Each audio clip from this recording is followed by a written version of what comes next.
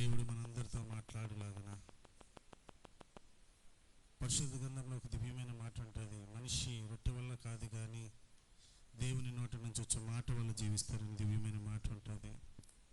దేవా, అలాంటి శ్రేష్టమైన మాటతో నా తండ్రి ఈ రాత్రి నువ్వు నాతో మాట్లాడు ప్రభా.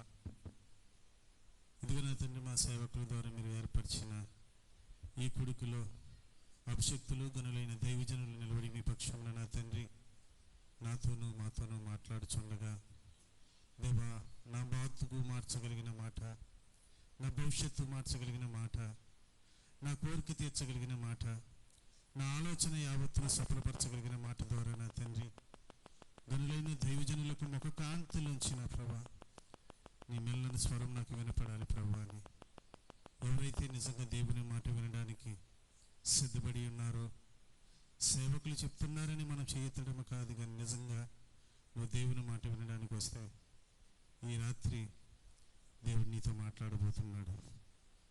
పరిశుద్ధుడా, మహోన్నతుడా, సర్వోన్నతుడా, సర్వాధికారి అయిన దేవా, మీకే వందనాలు. దేవులుగా దేవతలుగా పిలువబడిన వారి లోకంలో అనేక మంది ఉన్నా నువ్వు మాట్లాడే దేవుడిగా ఉన్నావు తండ్రి. నువ్వు నాతో మాతో మాట్లాడే దేవుడిగా ఉన్నావు తండ్రి. ఈ రాత్రి నీ ఏర్పాటు ప్రకారం నా తండ్రి నీ ప్రసన్నత నిలిచిన ఈ స్థలంలో నా ప్రభా గనులైన దైవజనులు నా తండ్రి ఎలీషా నిలబడి మాట్లాడుచుండగా దేవవారి యొక్క ముఖకాంతిలోంచి నీ దివ్యమైన వాక్కు ద్వారా నా తండ్రి మా అందరితో మాట్లాడమని, నీ మాట మమ్మల్ని బతికిచ్చేది కనుక నా తండ్రి నీ బతికిచ్చే వాక్యము ద్వారా జీవము కలిగిన నా తండ్రి నీ దివ్యమైన వాక్కు ద్వారా మా అందరితో మాట్లాడమని, ఈ మందిరం అంతయు, ఈ మందిరం బయట ప్రాంగణంలో కూర్చున్న వారంతటిని కూడా నా తండ్రి నీ మహిమతో ఈ రాత్రి నింపమని, నీ దివ్యమైన వాక్కు ద్వారా నా తండ్రి మమ్మల్ని అందరినీ వెలిగించాలని, ఆ వెలుగు ద్వారా మేము వెలిగింపబడి మా గృహాలకి వెళ్ళే కృపను మీరు దయచేయమని, మా మంచి బోధకుడు ఆ దినం జనసమూహంతో ఎలాగైతే బోధించావో అట్టి రీతిలో నా తండ్రి మా మంచి బోధకుడా మీరే ఈ రాత్రి మాకు బోధించమని, మా మంచి బోధకుడు రక్షకుడైన యేసుక్రీస్తు ప్రభువు అనేది శ్రేష్టమైన అతి పరిశుద్ధమైన అతి పవిత్రమైన నామమున ఈ ప్రార్థన మనవులని అన్నీ కూడా అడిగి పొందుకుని నామ తండ్రి, ఆమేన్. వందనాలండి. మరి ప్రార్థన చేసినప్పుడైన యేసుక్రీస్తు వారి యొక్క పరిశుద్ధ నామంలో ఈ ఆగస్టు నెలలో ఏర్పాటు చేయబడిన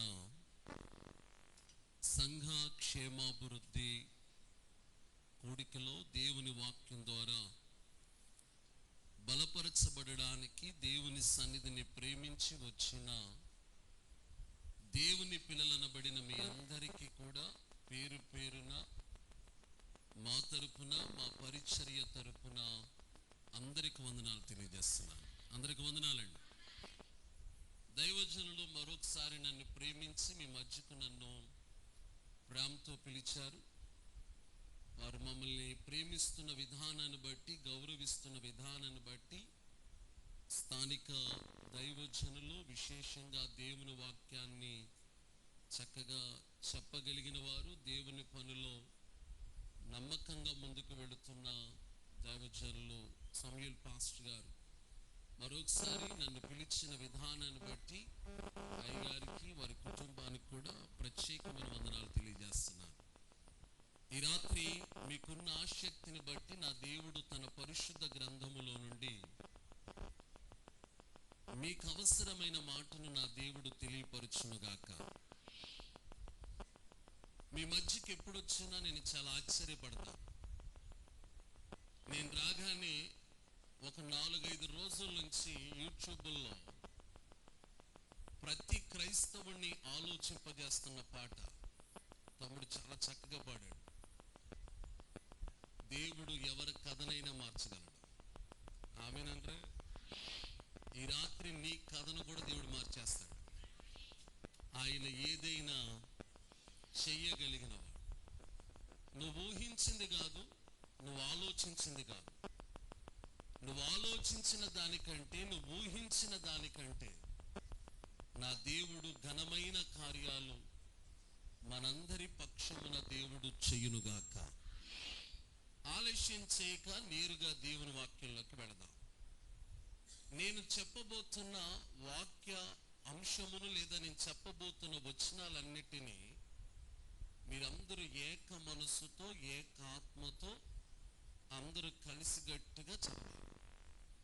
మీ సంఘం గురించి మా మందిరంలో మా సంఘస్థులకు చెప్పిన మాట ఏంటంటే, నేను ఈ మధ్యకాలంలో నిడమర గ్రామానికి వెళ్తున్నాను, వారు నెలకు ఒక కూడికి పెట్టుకుంటుంటే వాళ్ళ ద్వారా మా సంఘాన్ని, మీ ద్వారా మా సంఘానికి నేర్పించిన ఒక పాఠం ఏంటంటే, వాళ్ళు పాట పాడుతుంటే అందరూ కలిసిగట్టుగా, ఒకళ్ళు ముందు కాకుండా ఒకళ్ళు వెనక కాకుండా చక్కగా పాడుతున్నారు.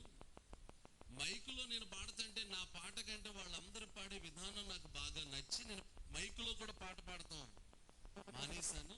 సంఘమా, ఎవరైనా ఒక పాట పాడేటప్పుడు అందరూ కలిసిగట్టుగా నిడమరు సంఘంలో పాడుతున్నట్లుగా మీరు పాడాలని మీ గురించి మా సంఘానికి గొప్పగా సాక్ష్యం చెప్పాను. మరి అల్లెలు చెప్పరే, మీ గురించి మంచిగా చెప్పాను నేను. షాక్లో ఉన్నట్టున్నారేంటి, మా గురించి కూడా ఇలా చెప్తారా అన్నట్టుగా విచిత్రంగా చూస్తున్నారు. మీరు చాలా మంచి వాళ్ళండి. ఎందుకంటే నెలకు ఒక పర్యాయం అయ్యగారికి ఇచ్చిన 3 సంఘాలు కలిసి గట్టిగా ఇలా ఓ చోట కూడుకుని చక్కగా వాక్యం కంటే ముందు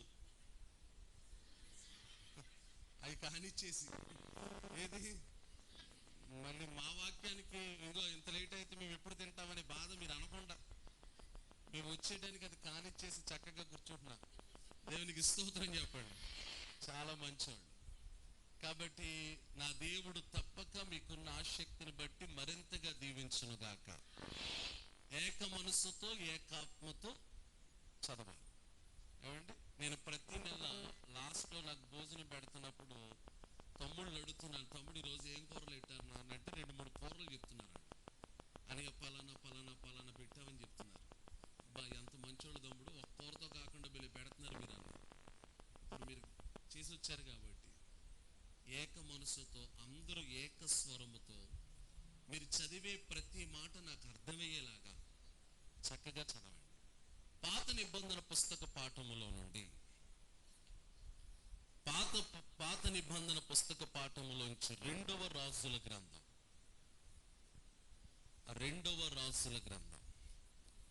6వ అధ్యాయం 1వ వచనం నుండి 7వ వచనం వరకు అందరూ ఏక మనసుతో ఏకాత్మతో చదవగలిగిన వారందరూ చదవడానికి ప్రయత్నించండి. రాజుల 2వ పుస్తకం 6వ అధ్యాయం 1 నుండి 7వ వచనం వరకు చదవండి.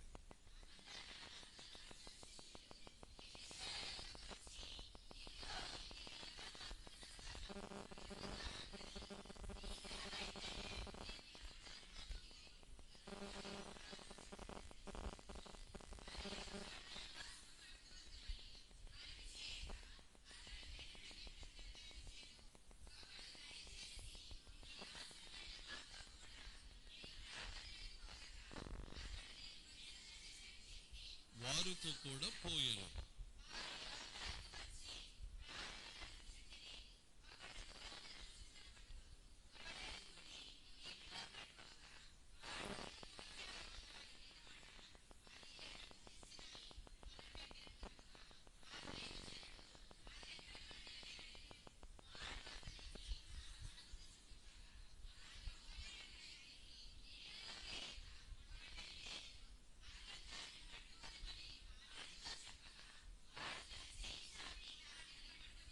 Very good. చదివిన వారందరినీ, చదువుతున్నప్పుడు ఈ మాటలు ఆలకించిన వారందరినీ నా దేవుడు దీవించునుగాక.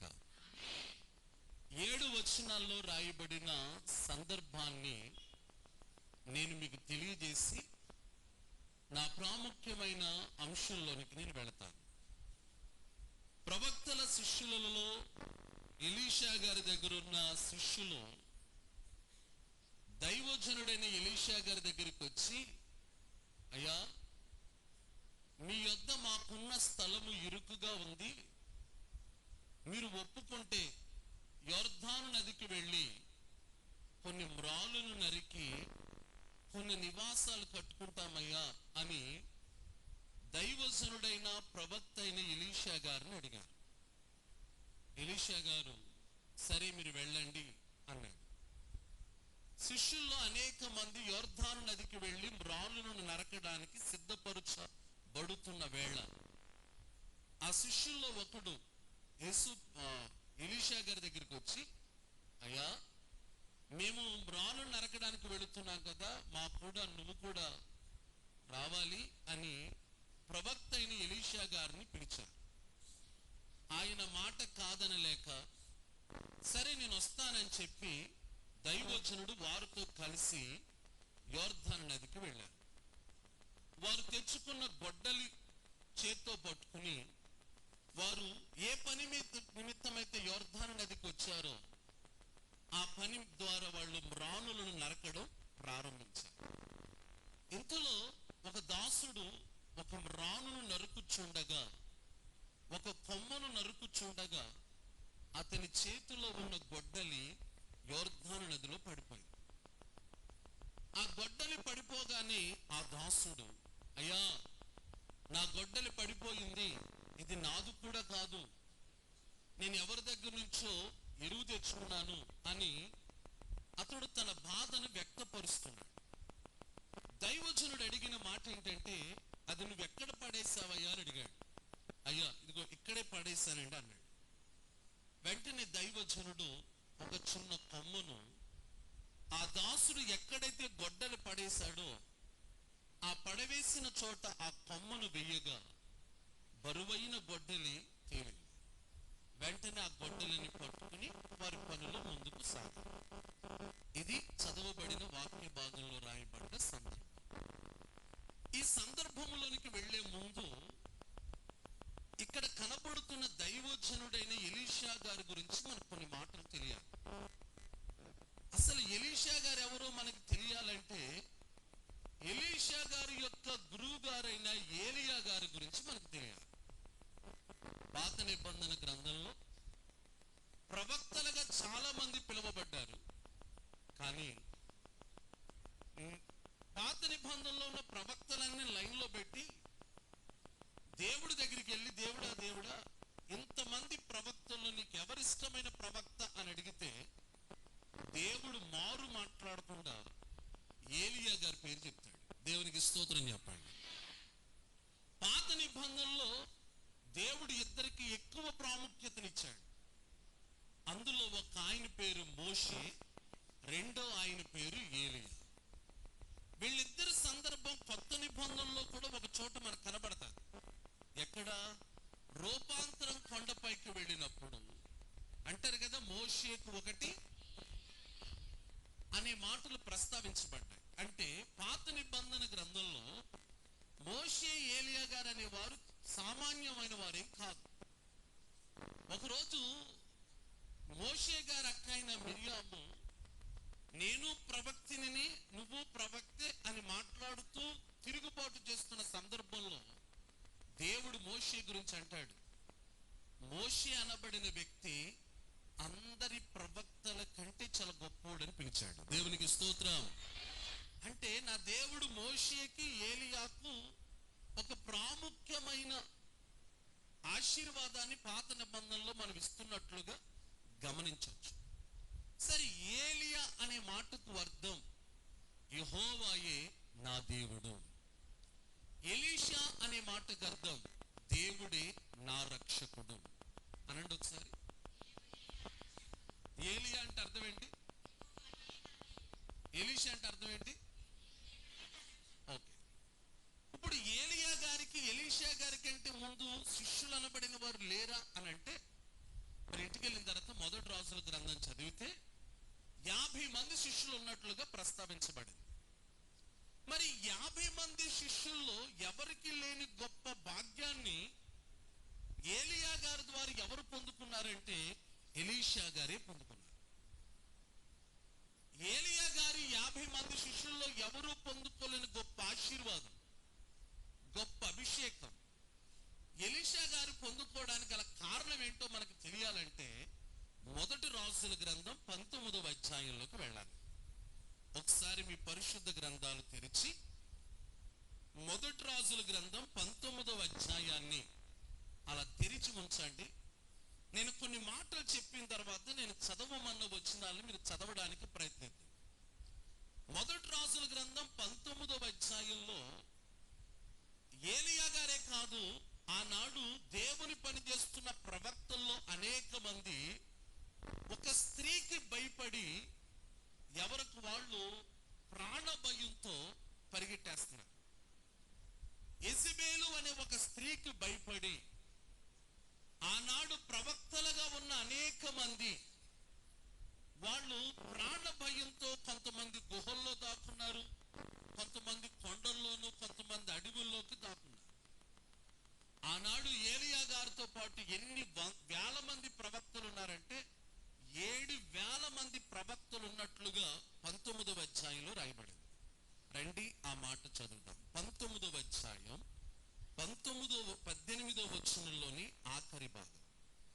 7,000 మంది నాకు ఇంకను, ఏలియా గారితో పాటు ప్రవక్తలు అనబడిన వారు ఎంతమంది ఉన్నారంట? 7,000 మంది ఉన్నారంట. ఈ 7,000 మంది ఎవరికి భయపడుతున్నారు? ఏలియా ఒక్కడే కాదు, 7,000 మంది కూడా భయపడుతున్నారు.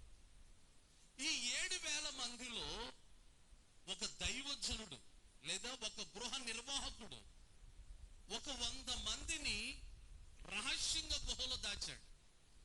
50 మందిని ఒక గుహలో, 50 మందిని ఒక గుహలో.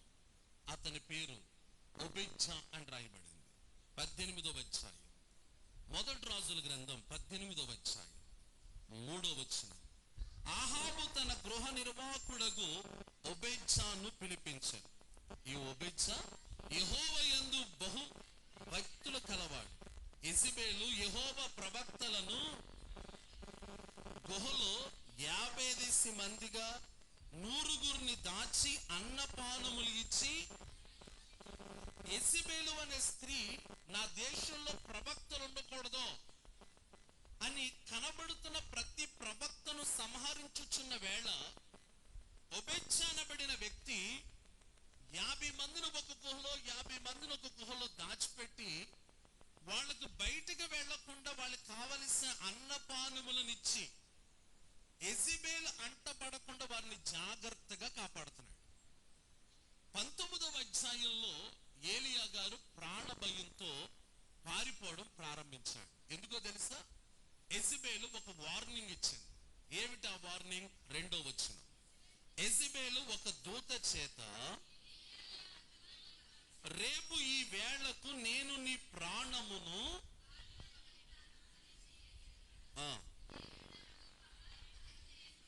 అంటే ఇప్పుడు యెజబెలు ఇస్తున్న వార్నింగ్ ఏంటంటే, రేపు ఇదే టయానికి ఏలియా నువ్వు ఉండవు. ఇది నేను నీకు ఇస్తున్న ఫైనల్ వార్నింగ్.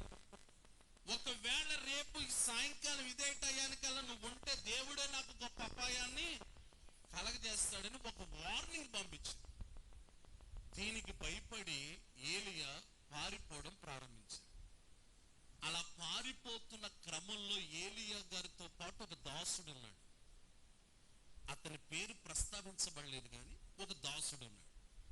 ఆ దాసుడితో ఏం చెప్తున్నాడు ఆయన? 3వ వచనం. కాబట్టి అతడు ఈ సమాచారము తెలుసుకుని లేచి యోధా సంబంధమైన బెహెర్షెబాకు చేరి తన దాసునితో చెప్పి, ఎవరు ఏమంటున్నాడు ఆయన? ఇదిగో నన్ను యెజబెలు చంపడానికి ప్రయత్నం చేస్తుంది, రేపు ఈ వేళకి నేను ఉండను, ఇంకా నువ్వు నాతో పాటు వస్తే నీకు ఏదైనా జరగొచ్చేమో, ఇదిగో నువ్వు ఈ బెహెర్షెబాలోనే ఉండిపో అని ఏలియాను వెంబడిస్తున్న ఒక శిష్యుడితో ఏలియా గారు అంటున్న వేళ ఆ శిష్యుడు, అమ్మయ్య ఈ మాట ఎప్పుడు అంటాడని చూశాను. ఎవరు? ఏలియా గారు ఈ మాట ఎప్పుడు అంటాడని చూశాను.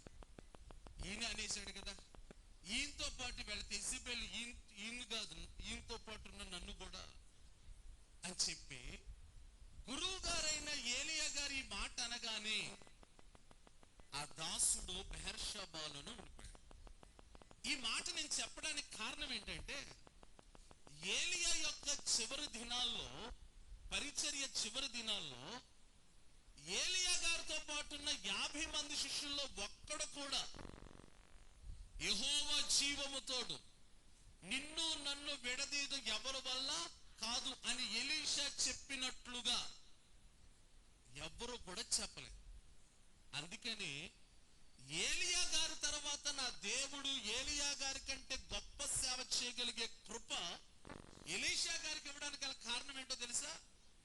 ఏలియా గారిని వదిలిపెట్టక, ఇదిగో బేతేల్లో ఉండిపో అంటే బేతేల్లో ఉండడానికి ఇష్టపడలేదు, యోర్దాన్లో ఉండిపో అంటే యోర్దాన్లో ఉండడానికి ఇష్టపడలేదు. నువ్వు ఎక్కడికి వెళ్తే నేను అక్కడికే వస్తానంటాడు. 2వ రాజుల గ్రంథం 1వ అధ్యాయం అంతా చదివితే ఇప్పుడు వదిలేండి. అంటే నువ్వు ఎక్కడికి వెళ్తే నేను అక్కడికే వస్తానంటాడు. అంటే ఎలీషా గారు ఏలియా గారిని విడిచిపెట్టడానికి ఇష్టపడలేదు. అసలు ఎలీషా గారి యొక్క చరిత్ర బైబిల్లో ఎక్కడ ప్రారంభించబడింది అని అంటే ఇదే 19వ అధ్యాయంలో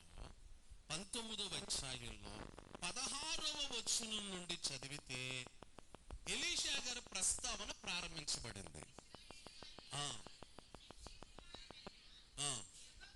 పట్టాభిషేకము చేయము, నీకు మారుగా ప్రవక్తగా ఉండుటకు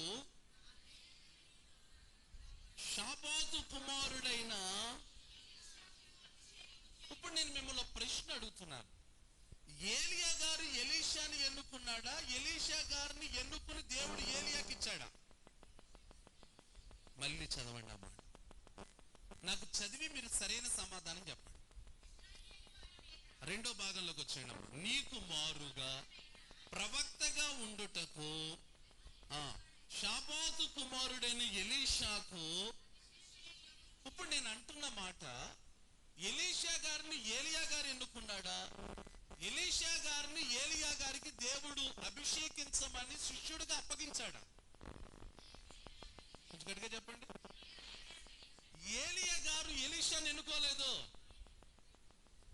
ఏలియా గారికి ఎలీషాని దేవుడు తనకు మారుగా, అంటే ఇక మీదట నీ తర్వాత ఇదిగో ఈ 50 మంది కాదు, ఆ బెహర్షోబాలో ఆగిపోయిన దాసుడు కాదు, నిన్ను కడవరకు విడవని ఒకడున్నాడు. ఆడి పేరు ఎలీషా. ఆడు పొలంలో పని చేసుకుంటున్నాడు. అతన్ని నువ్వు అభిషేకం చేయన్నాడు. ఏలియా గారు చేత చివరి దినాల్లో ప్రవక్తగా అభిషేకించబడ్డవాడు ఎలీషా. దేవునికి స్తోత్రం. మళ్ళీ మాట గుర్చేస్తున్నాను, దేవుడు ఎన్నుకున్న ప్రవక్త ఎలీషాయా, ఏలియా ఎన్నుకున్న ప్రవక్త ఎలీషాయా? దేవుడే ఎన్నుకున్నాడు, ఏలియా గారు కాదు ఎన్నుకోడు.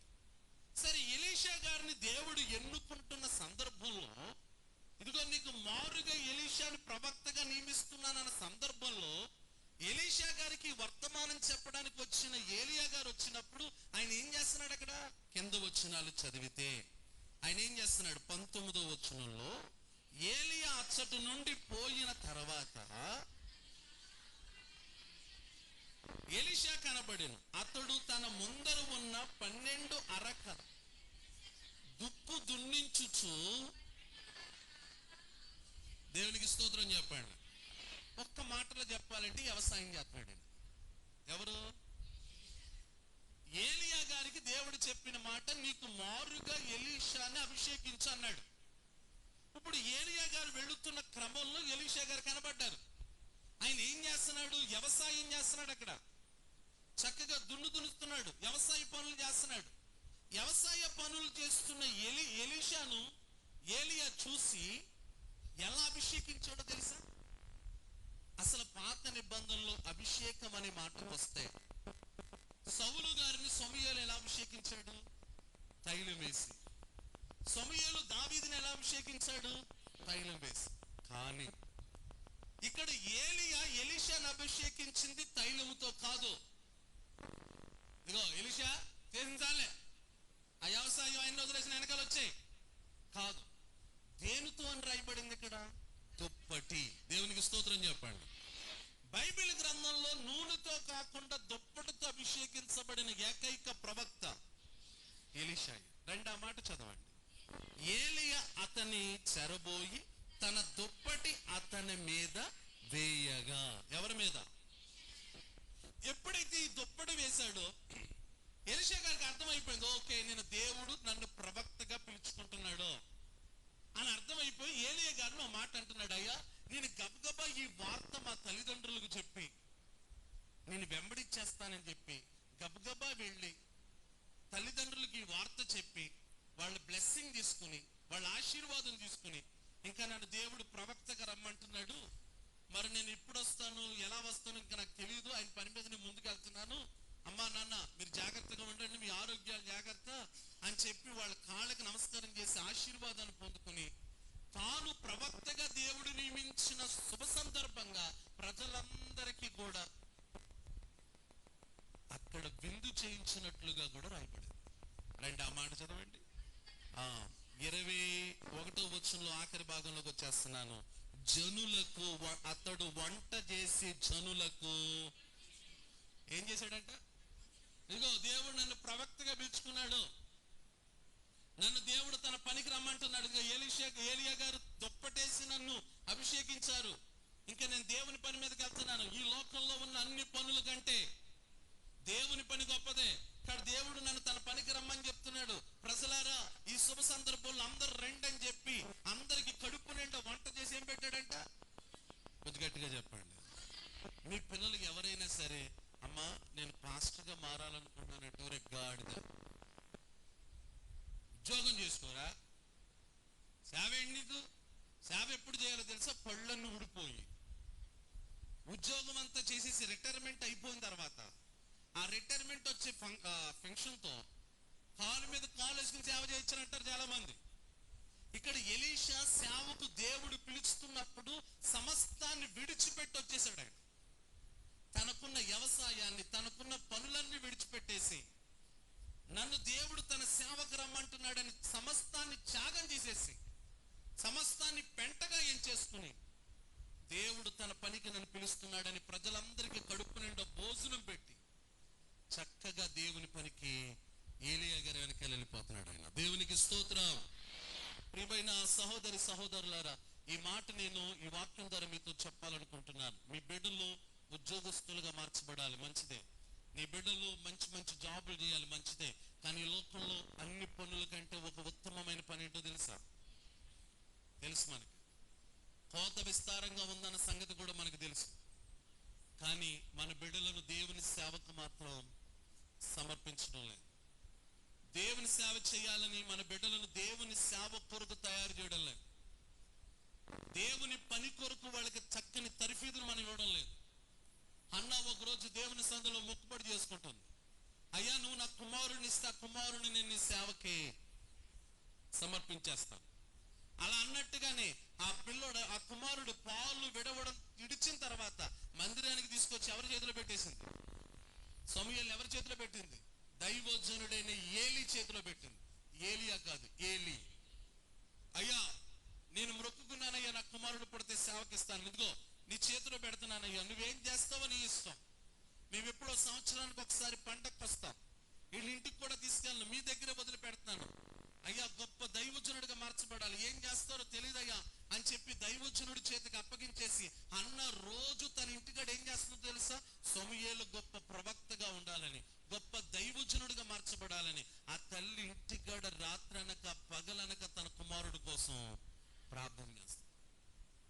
నీ బిడ్డలను దేవుని పని కొరకు ఒకవేళ దేవుడు పిలిస్తే, ఆయన పని చేయమని ఒకవేళ దేవుడు నీ బిడ్డలను పిలిస్తే, లేదా నువ్వు కూడా చాలా సందర్భాల్లో పిల్లలు పుట్టలేని సందర్భాల్లో నా బిడ్డను దేవుని సేవకు సమర్పించేసుకున్నాను అన్నవాళ్ళు బహుశా మీలో ఎవరైనా ఉన్నట్లయితే, ఒకవేళ ఆ మాట మీరు మర్చిపోయారేమో, మీ బిడ్డలను దేవుని సేవకు చేయడానికి సేవకులుగా తయారు చేయండి.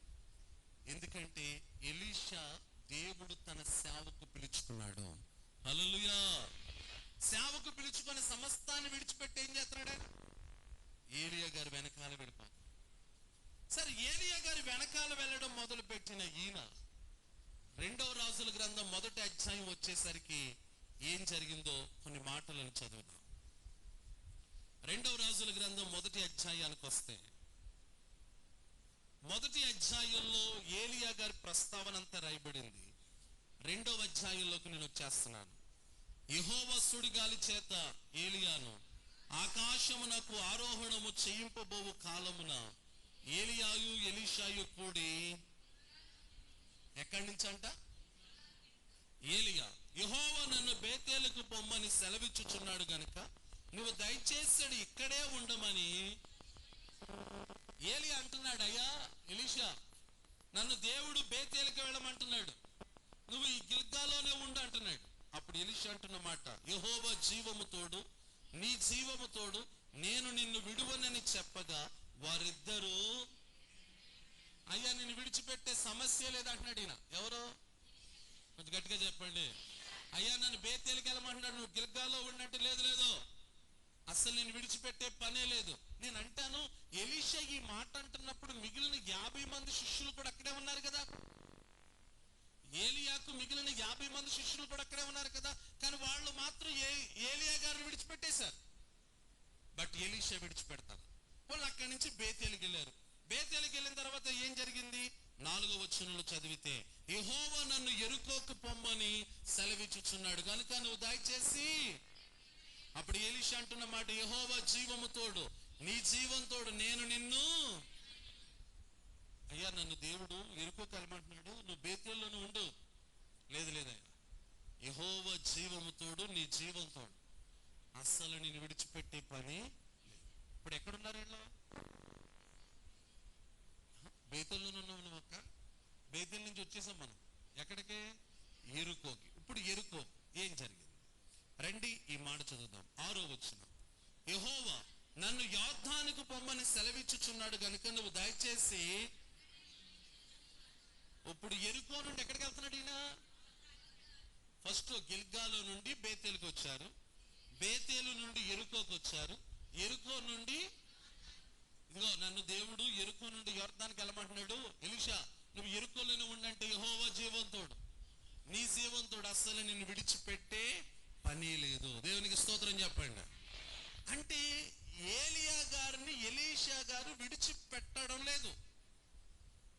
కారణం ఏంటి అనే కోణంలో కాస్త వచనాలన్నీ చదివితే తర్వాత జరిగిన మాట, వాళ్ళిద్దరు కలిసి యోర్దాను నది దగ్గరికి వెళ్ళారు.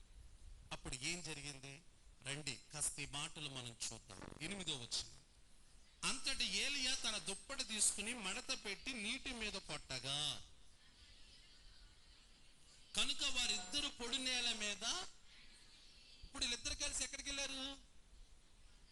మీకు అర్థమవుతలేదు అండి. ఎక్కడికి వెళ్ళారు చెప్పండి? యోర్దానికి. ఇప్పుడు యోర్దాను ఒక నది. ఇప్పుడు నది ప్రవహిస్తుండగా ఏలియా గారు ఏం చేశాడంటే దుప్పటి తీసి మడత పెట్టి ఆ నీటి మీద కొట్టగా యోర్దాను 2 పాయలుగా అక్కడ 6 నేల మీద నడుచుకుంటూ ఏలియా ఎలీషా ఇద్దరు కలిసి అవతల గట్టుకు వెళ్ళిపోయారు. ఇక్కడే మీరు అర్థం చేసుకోవలసిన ఒక పాయింట్. అవతల గట్టుకు వెళ్ళింది ఎవరెవరు? యువతల గట్టి మీద మిగిలిన 50 మంది చూస్తున్నారు. ఇప్పుడు వాళ్ళిద్దరు వెళ్ళిపోయిన తర్వాత ఈ నీళ్లు మళ్ళీ ఏమైపోయి కలిసిపోయి. ఇప్పుడు అక్కడ జరిగిన సంఘటన రండి ఏం జరిగింది? 9వ వచనం చదివితే, వారు దాటిపోయిన తర్వాత ఏలియా ఎలీషాను చూచి, నేను నీ యొద్ద నుండి తీయబడక మునుపు నీ కొరకు నేనేమి దానిని అడగమని చెప్పగా, ఇదిగో నేను వెళ్ళిపోయే సమయం అయింది, ఆ బేతేల్లో ఉండమంటేనేమో ఉండన్నా, మీరు పూర్తి చేయాలి. యెరికోలో ఉండమంటే ఇందాకేంటి మరి ఎంతసేపు చెప్పినా పర్లేదు అన్నారు, మరి మాట్లాడతలేదు. ఇప్పుడు బ్యాటరీలు రీఛార్జ్ తగ్గిపోయినట్టున్నాయి. దేవుని స్తోత్రం చెప్పడం సార్ హుషారుగా. అదేంటి భాస్కర్కి అన్ని మాకు ఎందుకు, మాకు సంతానం కలుగును గాక అని మీరు అంటే మేము ఆమెను అనుకునే బ్యాచ్ అంటారా? కాదు, దేవుని జ్ఞానాన్ని సంపాదించుకోవాలి. కాస్త వినండి. బేతేల్లో ఉండమంటేనేమో బేతేల్లో ఉండలేదు, యెరికోలో ఉండమంటేనేమో యెరికోలో లేవు, యోర్దానులో ఉండమంటేనేమో ఇప్పుడు నది అవతలకు వచ్చేసావు. మరి ఇంతగా నన్ను విడిచిపెట్టకుండా నేనే కావాలంటున్నా, అసలు నీకేం కావాలయ్యా అని అడిగాడు. ఎవరు? ఏమే. అప్పుడు ఈయన ఏమంటున్నాడంటే, నీకు కలిగిన ఆత్మలో నువ్వు చేసిన పరిచర్య కంటే నేను 2 అంతలుగా పరిచర్య చేయాలి, నాకు అదే కావాలి నీ దగ్గర నుంచి. నీ దగ్గర నుంచి నాకు వేరేదేం కాదు, నాకు కావాల్సింది ఏంటంటే, అయ్యా నా గురువు గారైన ఏలియా గారు, మీరు చేసిన పరిచర్య కంటే ఘనమైన పరిచర్య నేను చేయాలి రెండంతలుగా, నాకు అలాంటి అభిషేకం దయచేయండి అని అడిగాడు. మనలో మన మాట మీరే గాను ఉంటే ఏమడుగుతారు? మాట్లాడండి ఏదోటి. మీకు గిలకాలోనే ఆగిపోయేవాడు. ఎక్కడ? ఇంకా యోర్దాను నది దాటి అవతలకి వెళ్ళే బ్యాచ్ అండి మాది. ఎక్కడ ఆగిపోదు? అక్కడ. లేకపోతే ఆడెవడో రే బాబు బెహర్షాబా ఉండిపోమంటే ఉండిపోయాడు కదా ఇప్పుడు 19, అక్కడే ఆగిపోయేవాళ్ళం మేము. ఎలీషా గారు లాగా అవతలకి వెళ్ళి ఈ బాధలన్నీ మాకు ఎందుకు అన్నట్టుగా నా ఇంకా చూడకండి. దేవునికి స్తోత్రం చెప్పండి. కాస్త ఎలీషా లాగా ఆలోచించండి. ఇప్పుడు ఎలీషా గారు ఏమంటున్నారంటే, అయ్యా నువ్వు చేసిన పరిచర్య కంటే నేను ఘనమైన పరిచర్య చేయాలి, నన్ను ఆ రీతిగా నువ్వు ఆశీర్వదించాలంటే అభిషేకం నాకు ఇవ్వయ్యా అన్నాడు. చూస్తుండగా జరిగిన సంఘటన ఏమిటంటే, నేను 11వ వచనంలోకి వచ్చేస్తున్నాను. అగ్ని రథములు అగ్ని గుర్రములు కనబడి వీరిద్దరిని వేరు చేశాను. అప్పుడు ఏలియా సుడిగాలి చేత ఎలీషాను చూచి, నా తండ్రి ఇజ్రాయేలు వారికి రథమును రౌతులు నీవేని కేకలు వేసిన అంతలో ఏలియా అతనికి మరలా. అప్పుడు ఎలీషా తన వస్త్రమును పట్టుకుని మరియు ఏలియా దుప్పటి కింద పడగా అతడు దాన్ని తీసుకుని, ఆగండి ఇక్కడ, దేవునికి స్తోత్రం చెప్పండి. ఏం కావాలయ్యా అని అడిగాడు. ఈ లోపే రథములు వచ్చి వాళ్ళిద్దరిని ఏం చేసినాయి? వేరు చేయగా ఈయనేమో పైకి వెళ్ళిపోతున్నాడు. పైకి వెళ్ళిపోతున్న ఏలియా గారిని చూసి వస్త్రాన్ని చింపుకున్నాడు. ఎవరంటే ఎలీషా గారు. అయ్యా గురువు గారిని పట్టుకుని అద్భుతమైన మాట, నా తండ్రి నువ్వు వెళ్ళిపోతే నా పరిస్థితి ఏంటయ్యా అని వస్త్రము చింపుకుని ఏలియా గారి గురించి ఏడుస్తున్న వేళ అలా వెళ్ళిపోతూ ఉన్న ఏలియా గారి మీద ఉన్న దుప్పటి ఈయన మీద పడిపోయింది. దేవునికి స్తోత్రం చెప్పండి. ఇప్పుడు వస్త్రమును చింపుకుని ఎలీషా గారు తన వస్త్రమును కనబడకుండా కప్పుకోవడానికి ఆ దుప్పటిని తన పైన ధరించాడు. ఇప్పుడు ఈయన ఎక్కడున్నాడు? ఇప్పుడు యోర్దాన్ అంతా ఏమైపోయింది? వెళ్ళేటప్పుడు ఏలియా గారు ఏం చేశాడు? అప్పుడు ఏ నేల మీద నడుచుకుంటూ వెళ్ళిపోయారు? ఇప్పుడు అవతల గొట్లు ఎవరున్నారు? ఎలీషా గారే ఉన్నారు. అవతల యోర్దాన్ యువతలు ఎవరున్నారు? శిష్యులు ఉన్నారు. ఇప్పుడు ఇలా చూస్తున్నారు ఏమని? ఏలియా గారు వెళ్ళిపోయాడు. ఇప్పుడు ఈయన ఎలా వస్తాడు? ఎవరు? ఇప్పుడు ఎలా వస్తాడు? పడవేసుకుని వస్తాడా? ఈత కొట్టుకుని వస్తాడా అని చూస్తున్న వేళ ఏలియా గారిని ఎలీషా గారు అడిగింది ఏంటి? మీరు రెండంతలుగా సేవ చేయాలన్నాడు కదా. బైబిల్లో ఉన్న ఒక అద్భుతమైన మాట ఏంటో తెలుసా? ఏలియా గారు పాత నిబంధన గ్రంథంలో మొదటి రాజుల గ్రంథాన్ని మీరు చదివితే 16 అద్భుతాలు చేశాడు ఆయన. ఎలీషా గారి యొక్క చరిత్ర మీరు చదవడం 2వ రాజుల గ్రంథంలో మొదలు పెడితే ఆయన ద్వారా నా దేవుడు 32 అద్భుతాలు చేయించాడు ఆయన. దేవునికి స్తోత్రం చెప్పండి. ఇప్పుడు 16కి 2 అంతలు చేస్తాయి. కొంచెం గట్టిగా చెప్పండి. 32 కదా. 32 అద్భుతాలు చేశాడు. ఆ 32 అద్భుతాల్లో మొదటి అద్భుతం ఏంటో తెలుసా? అవతల గట్టునున్న ఎలీషా గారు తన మీద పడిన దుప్పటిని కొట్టగా ఇప్పుడు యోర్దాన్ నది మళ్ళీ ఇప్పుడు నడుచుకుంటూ వస్తుంటే యువతల గట్టున్న 50 మందికి నోరు తెరిచి చూస్తున్నారు. ఇలా రే ఇప్పుడు వరకు ఏలియా గారిని చూసాము, ఇక మీదట నుండి ఎలీషాను చూడబోతున్నాం మనం అని వీళ్ళందరూ గమనించేసి, ఇంకేముందిరా ఎలీషా అనబడిన వ్యక్తి ఏదైతే కావాలని చివరి వరకు ఏలియా గారిని వదలక పట్టుకుని వెంటాడాడో అది చివరికి ఏలియా గారి తరపున తీసుకున్నాడు ఆయన. హల్లెలూయా. రండి ఈ మాటలు చదవడానికి ప్రయత్నం చేద్దాం. ఏంటి ఆ మాటలు? 13వ వచనంలో ఏలియా దుప్పటి కింద పడగా అతడు దాన్ని తీసుకుని యోర్దాను ఒడ్డునకు వచ్చి నిలిచి ఒంటి మీద నుండి క్రింద పడిన దుప్పటిని నీటి మీద కొట్టి, ఏలియా యొక్క దేవుడైన యెహోవా అతడు ఆ దుప్పటితో నీటిని కొట్టగా అది ఇటు అటు ఇడిపోయినందున ఎలీషా అవతల ఒడ్డునకు, దేవునికి స్తోత్రం చెప్పండి. ఇప్పుడు యువతల గట్టి మీద ఉన్న 50 మంది శిష్యులు అంటున్న మాట 15వ వచనంలో, ఎరుకో దగ్గర నుండి కనిపెట్టుచుండిన ప్రవక్తల శిష్యులు అతన్ని చూచి ఏలి ఆత్మ ఎలీషా మీద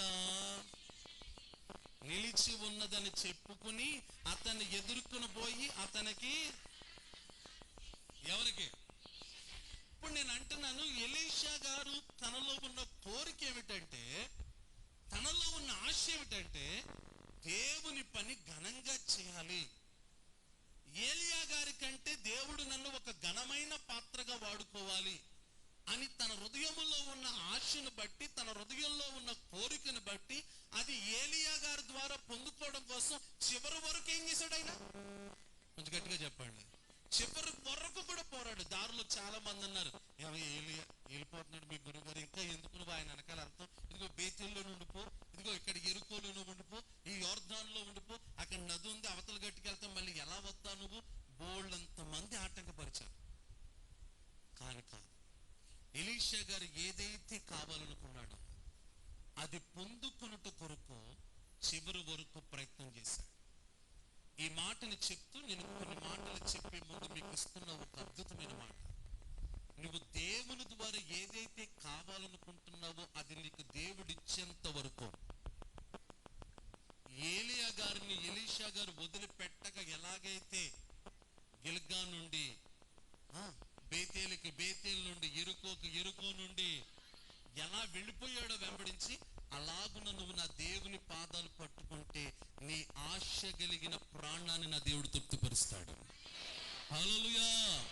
నీ కోరికను సిద్ధింపజేసి నీ ఆలోచన యావత్తును నా దేవుడు సఫలము చేయాలంటే అది నీకు దేవుడు ఇచ్చేంత వరకు ఎవరి పాదాలు విడిచిపెట్టకూడదు. దేవుని పాదాలు విడిచిపెట్టొద్దు. ఒక రోజు అడుగుతున్నావు, నువ్వు రెండో రోజు అడుగుతున్నావు, మూడో రోజు దేవుడు ఇవ్వడం లేదు కదా అని చెప్పి నువ్వు దేవుడిని అడగడం.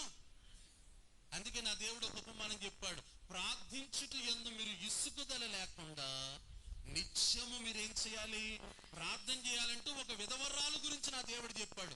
అన్యాయస్తుడైన ఒక న్యాయాధిపతి దగ్గరికి ఆ విధవరాలు పెడుతుంది, ఏం చేయమని? న్యాయం చేయమని. ఇంతకాడు ఎవడో అన్యాయస్తుడి దగ్గరికి వెళ్తుంది. పగలు వెళ్తుంది, రాత్రి వెళ్తుంది, మధ్యాహ్నం వెళ్తుంది, అలా తిరుగుతూనే ఉంది. కాళ్ళన్నీ అరిగిపోయేలా తిరుగుతా ఉంది. అలా తిరుగుతా ఉన్న ఆ విధవరాలు గురించి ఒక రోజున అన్యాయస్తుడైన న్యాయాధిపతి ఆలోచించాడు. అస్తమానం వస్తుంది, అసలు వీడికి ఏం కావాలి అని ఆలోచించి ఆవిడ సమస్యను పరిష్కరించాడు. అన్యాయస్తుడైన న్యాయాధిపతి విధవరాలు గురించి ఆలోచిస్తున్న వేళ నువ్వు ఏదైతే నా దేవుణ్ణి అడుగుతున్నావో, నువ్వు దేవుడిని ఏదైతే అడుగుతున్నావో అది నా దేవుడు నిశ్చయముగా నీకు ఇచ్చేంత వరకు ఎవరి పాదాలు వదిలిపెట్టకూడదు. దేవునికి స్తోత్రం చెప్పండి. ఒకవేళ నీకు ఒక ఇల్లు కావాలా, అది ఇచ్చేంత వరకు నా దేవుని పాదాలు వదిలిపెట్టాలి. ఒకవేళ నీకు ఏమైనా బాకీలు తీర్చబడాలా, ఆ బాకీలు తీర్చబడేంత వరకు నా దేవుని పాదాలు విడిచిపెట్టొద్దు. ఒకవేళ నీ బిడ్డలకు మంచి వివాహాలు జరగాల, వివాహములు జరిగేంత వరకు నా దేవుని పాదాలు విడిచిపెట్టొద్దు. ఒకవేళ నువ్వు ఏదైనా అనారోగ్యంతో బాధపడుతున్నావా, నీకు నా దేవుడు పరిపూర్ణమైన స్వస్థత ఇచ్చేంత వరకు నా దేవుని పాదాలు విడిచిపెట్టొద్దు. ఎందుకంటే దేవుని పాదాలు పట్టుకున్న వాడిని దేవుడు తలదించుకునేలాగా చేయడు ఆయన. హల్లెలూయా. నా దేవుడు ఇస్తున్న మాట ఏంటో తెలుసా? ఆపత్కాలమందు నీకు సహాయము చెయ్యగలిగిన నమ్మదగిన దేవుడిని నేను. నువ్వు నా పాదాలు పట్టుకుని నన్ను గోసాడుతున్న వేళ నిన్ను విడిచిపెట్టేవాడు ఆయన కాదు. ఏలియా గారిలో ఉన్న ఆత్మ కావాలని ఎలీషా గారు చివరి వరకు ఎలాగైతే పోరాడాడో అలాగున నువ్వు నా దేవునితో పోరాడితే నా దేవుడు నిన్ను ప్రశ్న అడుగుతాడు. ఏంటో తెలుసా? నీ పేరేంటి అని అడిగితే ఆడు అంటున్నాడు, ఆ భక్తుడు అంటున్నాడు, అయ్యా నా పేరు యాకోబు. ఇదిగో నీ పేరు ఇంకా యాకోబు కాదు అని. యాకోబుగా ఉన్న ఇజ్రాయేలుని దీవించాడా? ఇజ్రాయేలు ద్వారా వచ్చిన 12 మంది కుమారులను 12 గోత్రాలుగా 12 రాజ్యాలుగా నా దేవుడు ఆశీర్వదించాడు. దేవునికి స్తోత్రం. ఆ 12 గోత్రాల నుండి వచ్చిన వాళ్లే కదా ఇజ్రాయేలు జనాంగం. ఆ 12 గోత్రాల నుంచి వచ్చిన వాళ్లే కదా మన నిర్గమాకాండంలో చెప్పుకున్న ఇజ్రాయేలు ప్రజలు. నా దేవుడు అంత గొప్పగా దీవించడానికి కారణం ఆ రాత్రి యాకోబు దేవుని పాదాలు పట్టుకుని, మీరు కూడా మనుషుల పాదాలు పట్టుకోవడం కాదు, వాళ్ళ పాదాలు వీళ్ళ పాదాలు పట్టుకుని మీ బాధలు చెప్పుకోవడం కాదు. నీ బాధ, నీ సమస్య, నీ కష్టం తీసివేయగలిగిన వాడు ఒకే ఒక్కడు, ఆయన యేసు ప్రభు మాత్రమే. ఆయన పాదాలు పట్టుకుని నువ్వేం చేయాలి? కొంచెం గట్టిగా చెప్పండి. ఎవరి పాదాలు పట్టుకుని చేస్తాడంటారా? అంటాడు కదా 121 సంకీర్తనలో, కొండలతోటి నా కనులెత్తుచున్నాను, యెహోవా వలనే అంటూ దేవుని వైపు చూడటం మొదలెట్టాడు. దేవుని వైపు చూడు, తప్పక నా దేవుడు నీకు సహాయం చెయ్యునుగాక. ఇప్పుడు ఇలాగున దేవుని ఆత్మను పొందుకున్న ఎలీషా దేవుని పరిచర్యలో ముందుకు వెళుతున్న వేళ ఒక రకమైన సమస్య వచ్చింది. మూడు విషయాలు చెప్పి నా వాక్యంలోకి వెళ్తాను. ఏమిటి ఆ సమస్య అంటే, ఇక్కడ దుప్పటి కొట్టగా యొర్దాను నది 2 పాయలుగా మార్చబడింది. నడుచుకుంటూ వచ్చేసాడు. ఆ తర్వాత 19వ వచనం నుండి 22వ వచనం వరకు చదివితే అక్కడ నీళ్ళంట చేదుగా ఉన్నాయంట. నీళ్ళు ఎలా ఉన్నాయి? చేదుగా ఉన్నాయి. 2 చదువుదాం. ఈ 19వ వచనం. ఆ పట్టణం ఉన్న చోట రమ్యముగాను మా ఏలిన వాడైన నీకు కనబడుచున్నది గాని నీళ్ళంటే ఎలాంటివి కాదు, మంచివి కావు. అప్పుడు భూమియు నిస్సారమై ఉన్నదని. అప్పుడు ఆ నీళ్లు ఓట దగ్గరికి వెళ్ళి ఆయన ఏం వేశాడు? ఉప్పు వేయగా చేదుగా ఉన్న నీళ్లు కాస్త మధురముగా మార్చబడ్డాయి. ఎలీషా గారు చేసిన 2వ అద్భుతం. 3వ అద్భుతం 23వ వచనం నుండి 25వ వచనం వరకు చదివితే ఎలీషా గారు కాస్త బోడుగుండు అంటే అర్థం ఏంటి? బాగా చెప్పవక్క, మీకు ఉండదు కదా, అందుకని దేవునికి స్తోత్రం చెప్పండి. ఏ తల బట్టదు. ఆయన వెళ్తుంటే కొంతమంది పిల్లలు బోడువాడా అని ఎక్కిరిస్తున్న వేళ దైవజనుడు కోపం రాగానే అడవిలోంచి ఏమొచ్చేసినాయి? ఎంతమంది పిల్లలు? 42 మంది పిల్లలు చీల్చివేయబడ్డారు. ఇలా మీరు ఒక్కొక్క అధ్యాయం చదువుకుంటూ వెళితే ఎలీషా గారు చేసిన 32 అద్భుతాలే కాదు, ఇంకా ఆయన చేసిన చాలా అద్భుతాలు ప్రస్తావించబడ్డాయి. ఇంత ఘనమైన పరిచర్యను చేయడానికి గల కారణం ఏంటంటే, ఏలియా గారిని చివరి వరకు వదిలిపెట్టలేదు. దేవుడిని వదిలిపెట్టకండి. నా దేవుడు ఎలీషా గారి ద్వారా ఎన్ని కార్యాలు జరిగించాడో నీ కుటుంబంలో అంతకంటే గొప్ప కార్యాలు నా దేవుడు జరిగించునుగాక. ఇప్పుడు ఈ ఎలీషా గారికి కొంతమంది శిష్యులు ఉన్నారు. ఇప్పుడు 6వ అధ్యాయంలోకి రండి. ఆ శిష్యుల్లో కొంతమంది ఏమంటున్నారంటే, అయ్యా నీతో పాటు కలిసి మేము పరిచర్య చేయాలనుకుంటున్నాం. మరి శిష్యులు అనబడిన వారు చాలా మంది ఉంటున్నారు కదా, మాకున్న స్థలము సరిపోలేదు. ఇప్పుడు చూడండి, ఈ మందిరం సరిపోక బయట ఎలాగైతే కూర్చున్నారో, ఆనాడు ఎలీషా గారు చేస్తున్న ఈ అద్భుతాలను చూసి అనేక మంది ఎలీషా గారికి శిష్యులుగా మార్చబడుతున్నారు. అయ్యా స్థలం సరిపోవడం లేదు, మేము యొర్దానికి వెళ్ళి కొన్ని రాళ్ళను తెచ్చుకుంటామంట. నేను దీనికి పెట్టుకున్న పేర్లు ఏంటంటే, వాళ్ళ సమస్య ఏంటో ముందు చెప్పారు. సమస్య ఏంటో చెప్పారు. సమస్య ఏంటి? స్థలము ఇరుకుగా ఉంది. సమస్య ఏంటి చెప్పండి? స్థలము ఇరుకుగా ఉంది. ఇప్పుడు ఈ సమస్యకు పరిష్కారం కూడా వాళ్ళే చెప్పేశారు. ఏంటా పరిష్కారం? యొర్దానికి వెళ్ళి మనం రాళ్ళను తీసుకొస్తాం. సమస్య. రెండో సమస్యకు పరిష్కారం చెప్పేశారు. ఇప్పుడు సమస్యకు పరిష్కారం దొరకగానే వాళ్ళు వెళ్ళి పని చేయడం లేదు. ఇప్పుడు ఎలీషా గారి దగ్గరికి వచ్చి పర్మిషన్ తీసుకుంటున్నారు. అందుకే 6వ అధ్యాయంలో 2వ వచనంలో ఈ మాట ఇలా ఉంది, నీ సెలవైతే అనండి మాట. అంటే నీకు ఇష్టమైతే నువ్వు వెళ్ళమని చెప్తే మేము యొర్దానికి వెళ్ళి కొన్ని రాళ్ళను తీసుకొస్తాం. మొదటిగా సమస్య. ఆ సమస్యకు పరిష్కారం వేళే చెప్పేశారు. సమస్యకు పరిష్కారం దొరకగానే మరి ఇంకేంట్రా, ఆయన అడగాల్సిన పని ఏంట్రా అని వెళ్ళిపోలేదు వాళ్ళు. అయ్యా వెళ్ళమంటారా? మీకు ఇష్టమైతే మేము వెళ్ళి తెచ్చుకుంటాం. పర్మిషన్ అడుగుతున్నారు. ఇప్పుడు పర్మిషన్ అడుగుతున్న వీరు వెంటనే ఎలీషా గారు అన్నారు, చాలా మంచి ఆలోచన మీది, మీరు వెళ్ళి అలాగే వెళ్ళి రాళ్ళను తీసుకురండి అని చెప్పాడు. అప్పుడు జరిగిన ఒక మాట రండి, 3వ వచనం. ఒకడు దయచేసి నీ దాసులమైన మాతో కూడా. ఇప్పుడు వెళుతున్న వీళ్ళు ఏమంటున్నారంటే, మాతో పాటు నువ్వు రావాలి అన్నారు. అనండి ఒకసారి. కాసేపు ఎలీషా గారు వెళ్ళలేదు అనుకుందాం. ఏం జరుగుండేది? ఒరే సమస్య వచ్చింది, సొల్యూషన్ మనకు తెలిసిపోయింది, ఇంకా ఆయన ఎందుకు మనతో పాట, ఎవరు ఆయన ఎందుకు, మనం వెళ్ళి తెచ్చేద్దాం అనుకుని ఎలీషా గారిని తీసుకెళ్ళకపోకుండా మోషే వీళ్ళు వెళ్ళిపోయి ఉంటే ఏం జరిగింది తెలుసా? పడేసాడు కదా గొడ్లో కూడా, వాడు పడేసాడు చూసారా, ఆడికి ఇంటికి వచ్చేవాడు కాదు ఆడు. అదేంటి పాస్టర్ గారు ఇంటికి ఎందుకు రాడు? మరి ఇచ్చినోడు తక్కువవాడు కదా అక్క. ఇచ్చేటప్పుడు ఒకటికి 10 సార్లు చెప్పింది నాకు గొడ్డలి అనండి ఒకసారి. మీరు అన్నారు ఎప్పుడైనా మీ ఇంటికి వచ్చి ఎవరైనా కత్తి అడిగారు అనుకో, నా కత్తి జాగ్రత్త. ఎవరైనా వచ్చి మీకు కొడవలు అడిగారు అనుకో, నా కొడవలి జాగ్రత్త. కొంతమంది నోరులు ఉంటాయి, వాళ్ళ దగ్గర ఏదైనా తీసుకుంటే ఏదైనా పోతే వచ్చేస్తుంది. మరి వీడు మరి ఎవరి దగ్గర నుంచి తెచ్చాడో గాని ఆ గొడ్డలి పడేయగాని వీడికి నేనెక్కడ పడిపోతానో యోర్దాను నదిలో బాధ లేదు. ఏ బాధ? అయ్యి బాబోయ్, అడక్కడక్క నెడుమూరలు అక్కడ అడిగి తీసుకొచ్చాడు. దేవునికి స్తోత్రం చెప్పాడు. అక్క చూడడానికి మంచిగా ఉంటది కానీ ఇప్పుడు ఈ గొడ్డలు కానీ నట్టుకెళ్ళకపోతే నెడుమూరు సెంటర్లో నన్ను ఉరేసేస్తుంది. ఇప్పుడు నా పరిస్థితి ఏంటి అని గుండెలు బాదుకుని ఏడుతున్నాడు. ఒకవేళ దైవజనుడు ఎల్లకోకుండా ఉండుంటే వాళ్ళందరూ, మిగతా వాళ్ళు అందరూ అరే పోతే పోయిందిలేరా అంటారు తప్ప పరిష్కారం మాత్రం.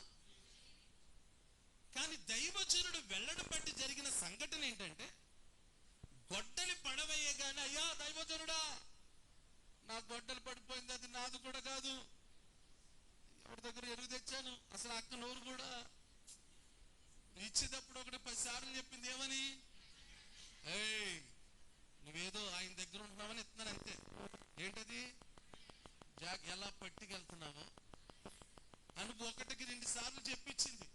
ఇప్పుడు ఇది కానీ నేను పట్టుకెళ్ళకపోతే అయ్యారు నేను ఎక్కడే ఉండిపోతాను నేను నదిగట్టున అని ఏడుస్తున్న వేళ, ఒరే ఎక్కడ పడేసావురా, ఎక్కడ పడేసావు? ఏమోనండి అన్నాడు అనుకో, అయ్యగారు 2 లెంపకలు బిగుతున్నాము. ఎక్కడ పడేసావంటే ఇదిగో అయ్యా ఇక్కడే పడేసావు, ఓకే ఏం కంగారు పడు అని ఒక బరువు లేని ఒక కొమ్మను వేయగా బరువు కలిగిన గొడ్డలి తేలిపోయింది. దేవునికి స్తోత్రం చెప్పండి. ఇప్పుడు నేను అంటాను, ఆ గొడ్డలి పడేసినోడికి మనశ్శాంతి ఎవరి వల్ల దొరికింది? దైవజనుడు వెళ్ళడం బట్టి. ఒకవేళ దైవజనుడు వెళ్ళకోకుండా ఉంటే లేదు. ఇప్పుడు నేను అంటాను, ఆ దైవజనుడి స్థానంలో దేవుడు నీతో పాటు నీ ఇంటికి రావాలి. అప్పుడు నీ ఇంటిలో అకస్మాత్తుగా కొన్ని సమస్యలు వస్తాయి.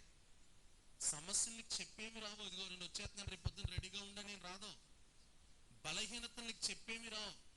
కష్టాలు నీకు ఏం చెప్పిరా. కొన్ని అకస్మాత్తుగా వచ్చేస్తాయి. బాగానే జీవితం వెళుతూ వెళుతూ వెళుతూ ఉండగా ఏదో ఒక దెబ్బ తగులుతుంది. ఆ దెబ్బ, ఆ జీవితంలో ఆ వచ్చిన కష్టం, ఆ బలహీనత, ఆ సమస్య మనలో ఉన్న మనశ్శాంతిని, మనలో ఉన్న సమాధానాన్ని కోల్పోవడానికి కారణమవుతుంది. ఇప్పుడు నేను చెప్తున్న మాట, నీతో పాటు నా దేవుడు నీ ఇంటిలో ఉంటే, నీ హృదయంలో నా దేవుడు ఉంటే, అకస్మాత్తుగా వచ్చి ఎన్ని కష్టాలు వచ్చినా, ఎన్ని బాధలు వచ్చినా, ఎన్ని సమస్యలు వచ్చినా నా దేవుడు చూసుకుంటాడు సమస్తాన్ని.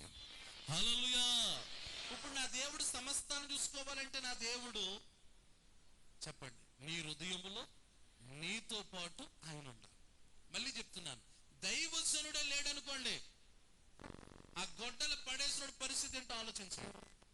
కానీ దైవజనుడు ఉన్నాడు కాబట్టి ఆ సమస్యకు వెంటనే పరిష్కారం దొరికింది.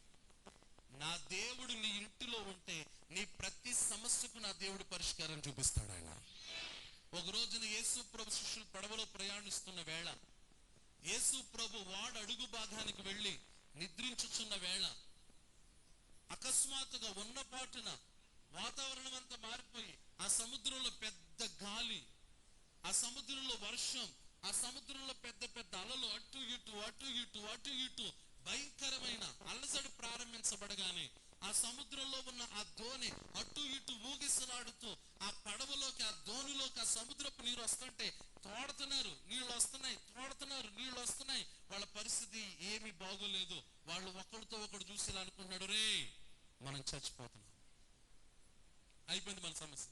మనం ఎన్నోసార్లు సముద్రంలోకి వచ్చాం కానీ ఇంత భయంకరమైన తుఫాను, ఇంత భయంకరమైన సముద్రపు అలజడి మనం ఎప్పుడు చూడలేదురా. అయిపోయింది మన పరిస్థితి. ఇంకా ఏం చేయాలో మనకు తోచదురా. రండ్రా వెళ్ళి ఆ పడుకున్న వ్యక్తిని లేపుదాం, ఆ దేవుని లేపుదాం, యేసయ్య లేపుదామని యేసయ్యా యేసయ్యా మేము చచ్చిపోయేలాగున్నాం, మా పరిస్థితి ఏం బాగలేదు అనగానే నిద్రించుచున్న నా యేసయ్య లేచి ఆ గాలిని, ఆ సముద్రంలో ఉన్న అలసడిని ఆయన గద్దించగా సముద్రం అంతా, దేవునికి స్తోత్రం చెప్పండి. నీ కుటుంబంలో ఉన్న అలజడంతా నిమ్మళం కావాలంటే, నీ కుటుంబంలో ఉన్న ప్రతి సమస్య తొలగించబడాలంటే ఆ దోణిలో యేసయ్య ఉన్నట్లుగా నీ ఇంటిలో ఎవరు ఉండాలి? హుషారుగా చెప్తారా? నీ ఇంటిలో ఎవరు ఉండాలి? ఇప్పుడు నీ ఇంటిలో యేసయ్య ఉండాలంటే నీ ఇంటికి యేసయ్యని రమ్మని ఎవరు పిలవాలి? నేను మిమ్మల్ని అడుగుతున్నాను. ఆయన వెళ్ళమని చెప్పగానే వీళ్ళందరూ వెళ్ళిపోలేదు. అయ్యా మాతో పాటు రండి, మళ్ళీ చదువుదాం 6వ వచనం. ఈ మాట నేను చదివిన వాక్యాన్ని ముగింపులోకి తీసుకొస్తాను. 3వ వచనం. ఒకడు దయచేసి నీ దాసులమైన మాతో కూడా, వాళ్ళు పిలవడం బట్టే కదా దైవజనుడు వెళ్ళాడు. ఒకవేళ వాళ్ళు పిలవకోలేదనుకోండి, వాళ్ళు రమ్మని అనలేదనుకోండి, అప్పుడు నా దేవుడు నువ్వు పిలవకుండా నీ హృదయంలోకి వచ్చేవాడు ఆయన కాదు. చాలా మంది యేసు ప్రభుని కొంచెం తప్పుగా అర్థం చేసుకుంటున్నారు. ఏమని?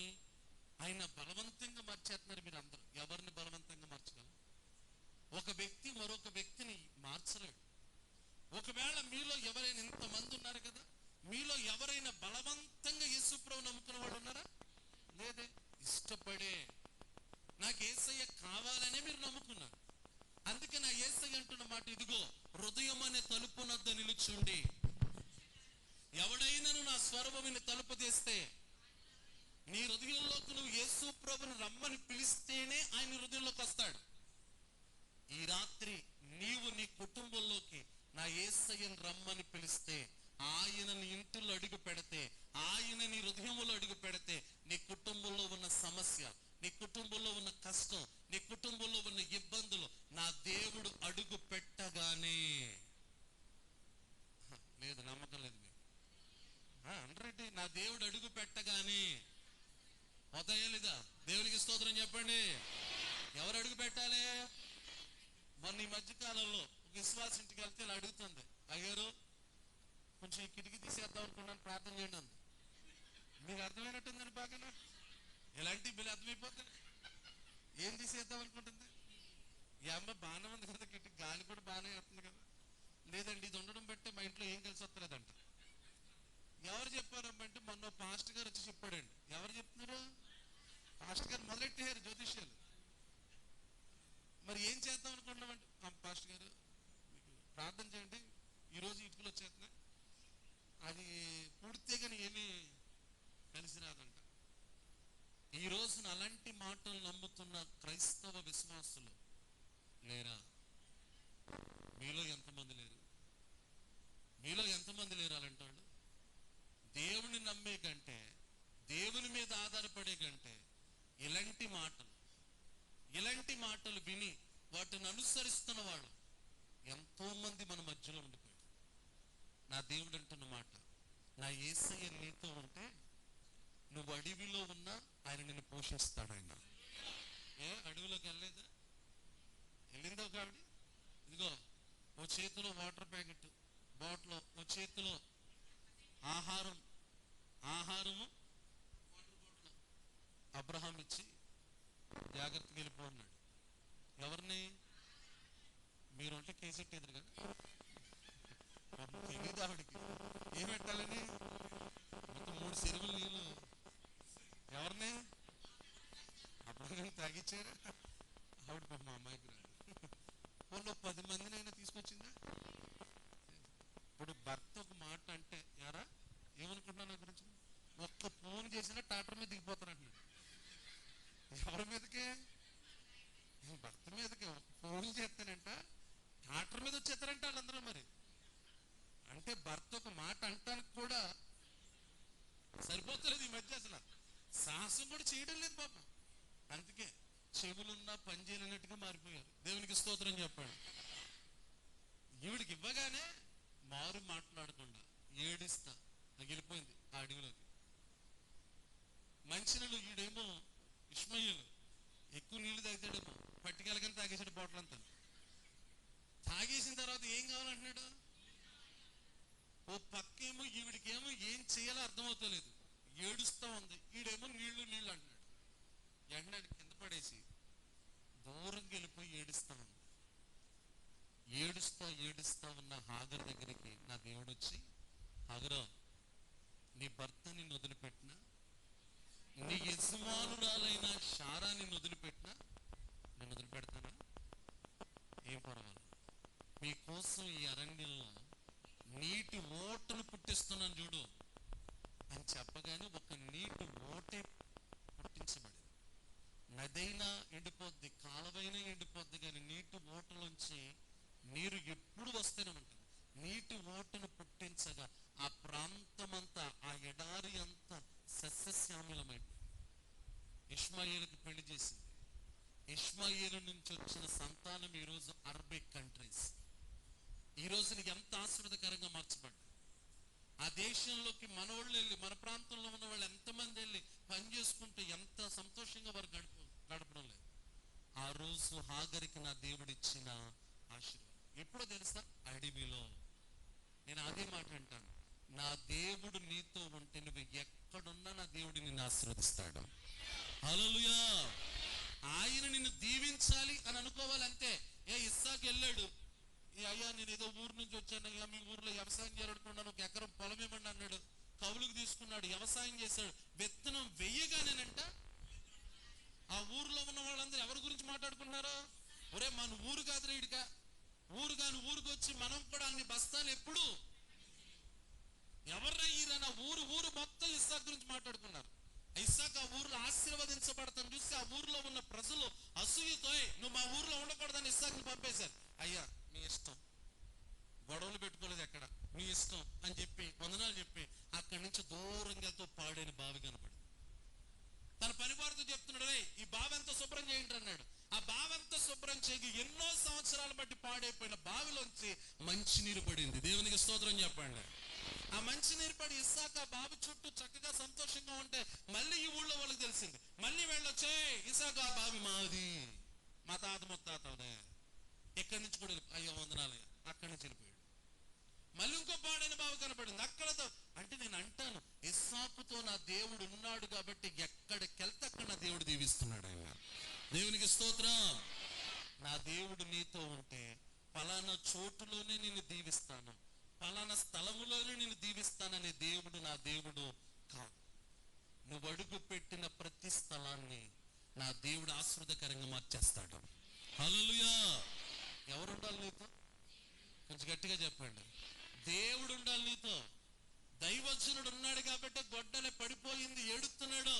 అరే ఏం కంగారు పడకరాని ఒక కొమ్మనిగా బరువైన గడ్డలు తెలిపోయింది, బరువైంది తేలిపోయింది. నా దేవుడు నీతో ఉంటే ఈరోజు నీ మీద ఉన్న బరువు, నీ మీద ఉన్న భారం అంతా నా దేవుడు తేలిక పరుచునుగాక. ఇప్పుడు ఇవన్నీ ఆశీర్వాదాలు మీకు రావాలంటే మీతో పాటు ఎవరు ఉండాలి? మీ హృదయంలో ఎవరు ఉండాలి? ఇప్పుడు దేవుడు మీ హృదయంలో ఉండాలని మీరు ఏం చేయాలి? చివరిగా నా మాట, ఇజ్రాయేలు ప్రజలతో నా దేవుడు ఉన్నాడు కాబట్టి భయంకరమైన అరణ్యంలో వాళ్ళకు వండుకునే బాధ లేదు. అరే కక్కుర్తోళ్ళు దాచేసుకోకండి, ఇప్పటికీ మనోళ్ళు కదా కదా, అందుకే ఫంక్షన్కి వెళ్ళినప్పుడు గ్లాసులు వేసుకుని వచ్చేస్తాం. ఎంతగా వేసారు నీకు, అది ఇంటికెట్టుకు వచ్చేస్తాం. మళ్ళీ అది ఫ్యాషన్ ఇలా పట్టుకుని చూడండి నా గ్లాసులో, దేవుని స్తోత్రం చెప్పండి. మళ్ళీ ఇంకో గ్లాసు బాబా. నేను మన ఫంక్షన్కి వెళ్తే అక్క బ్యాగులు పెట్టేస్తుంది గ్లాసులు. అంత దూరం అలాంటి వాళ్ళు ఉంటారు.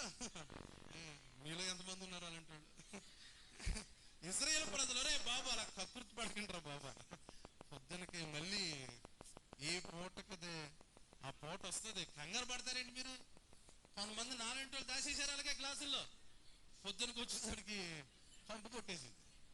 మీకు మంచి ఆహారం పెడతాను, శ్రేష్టమైన ఆహారం పెట్టాడు, శ్రేష్టమైన నీరిచ్చాడు. వాళ్ళు భయంకరమైన 40 సంవత్సరాల అరణ్య ప్రయాణంలో పగలు మేఘస్తంభంగా, వాళ్ళు వేసుకున్న జోళ్ళు బట్టలు పొద్దున్న లిగితే మీకు ఎంత బాధ. భర్త తిట్టేస్తలేదు, ఊరే ఎన్ని ఎత్తవరో మా పాస్టర్ గారు తెగదిట్టేస్తున్నాను. పొద్దున్న చేత, మధ్యాహ్నం చేత, సాయంత్రం చేత. ఏంటి బాబా నీ బాధ అని. పిల్లలు ఏదైనా పొరే వాళ్ళ బట్టలు ఉతకవలసిన అవసరత లేదు. ఎందుకంటే నా దేవుడు వారితో ఉన్నాడు.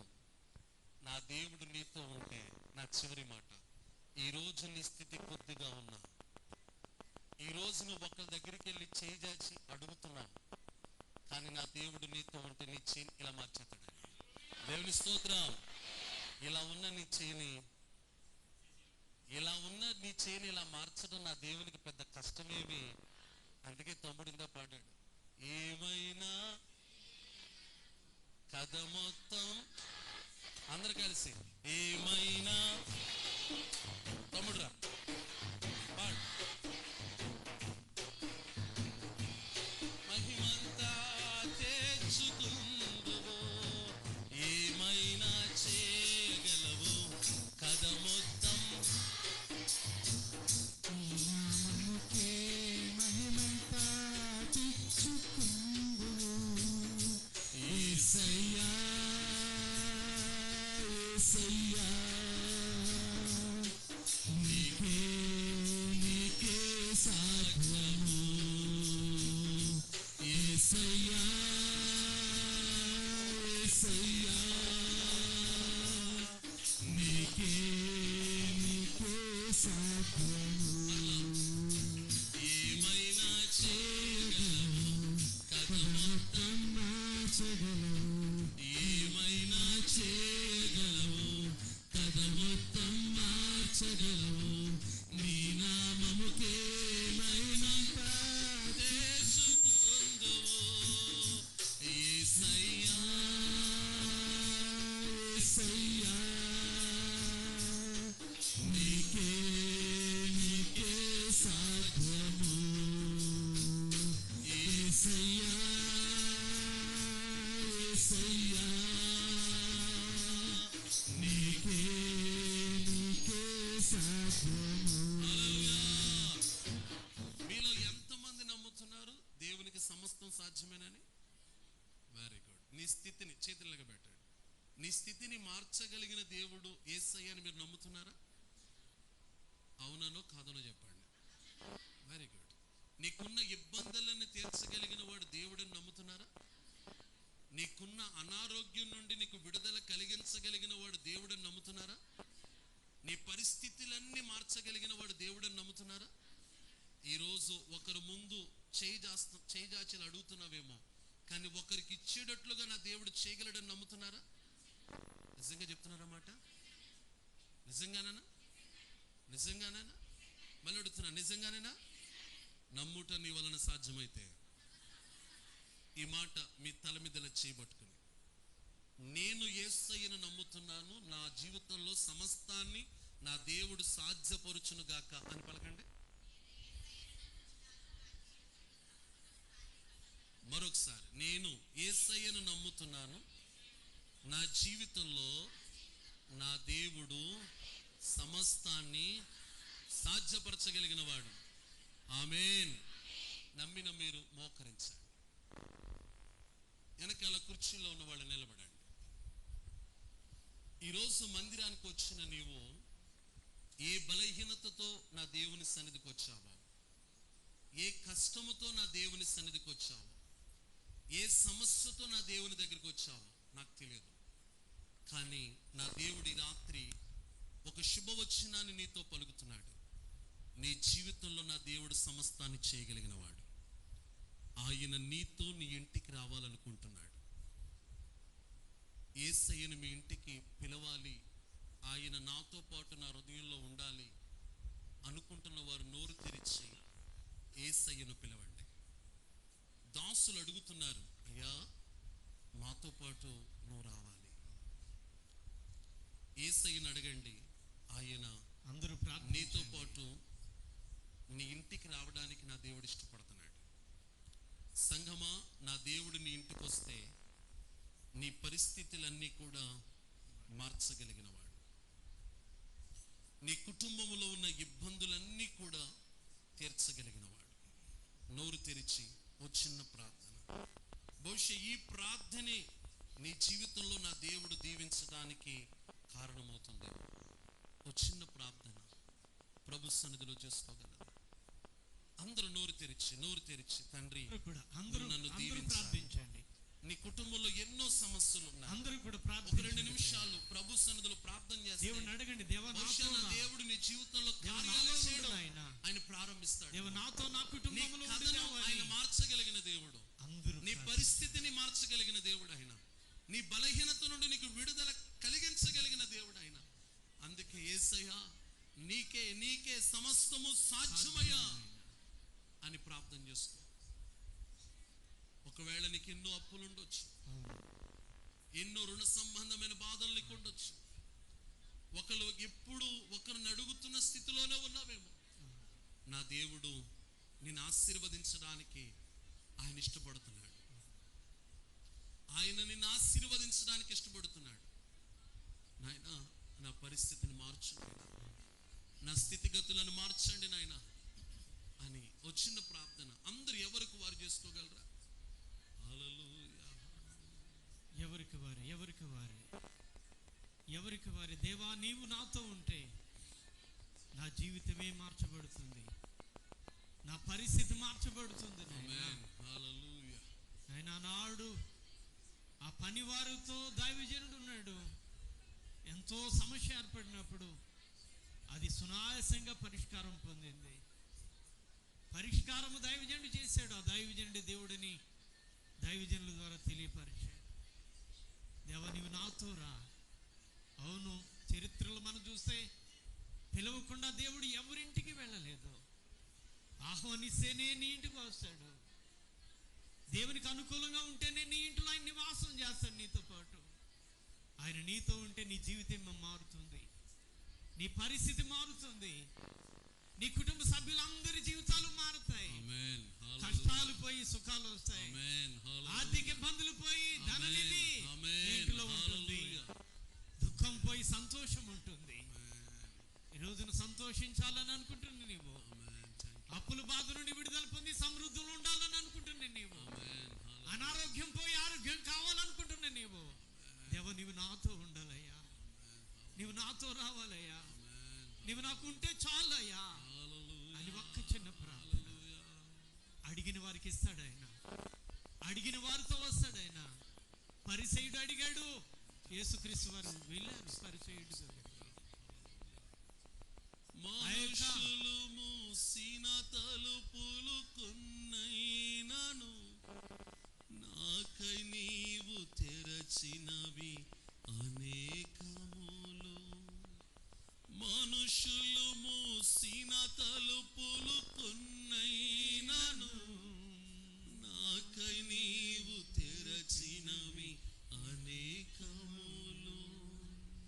యజమానుడా, నా యజమానుడా, నన్ను పిలచిన యజమానుడా, యజమానుడా, నా యజమానుడా, నన్ను పిలచిన నీవు నిజమైన వాడవు, నన్ను హెచ్చించే ఆలోచన గలవాడవు. ఈ మాట పలకండి. పిలచిన నీవు నిజమైన వాడవు, నన్ను హెచ్చించే ఆలోచన గలవాడవు, నన్ను హెచ్చించే ఆలోచన గలవాడవు. మరొకసారి నన్ను హెచ్చించే, పిలచిన నీవు నిజమైన వాడవు, నన్ను హెచ్చించే ఆలోచన గలవాడవు.